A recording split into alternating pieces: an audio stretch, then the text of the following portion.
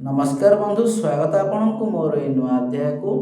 तो आज आम जानिबा भूत प्रेत बाधा निवारण मंत्र। आज आम जानिबा भूत प्रेत बाधा निवारण मंत्र। तो चलंतु डेरी न करी आरंभ करिबा।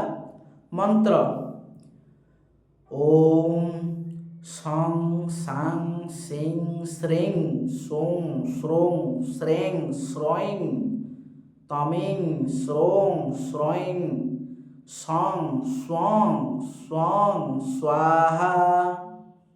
बंधु, ये है मंत्र। विधि या आम केमिति विधि करिबा चलंतु जानिबा। विधि 21 अंगुली परिमित पलाश काठरे गोटे भल बाउंसर किला प्रस्तुत करी 1000 थर उपरोक्त मंत्र उच्चारण करी अभिमंत्रित करिब एवं जेउ गृहरे उक्त अभिमंत्रित किला को पोतिदेव से गृह भूत पेत बा अन्यान्य पातक दोषरु सुरक्षित रहिब। बंधु, आज आम जानिले भूत प्रेत बाधा निवारण मंत्र। आज पाई एतिकी।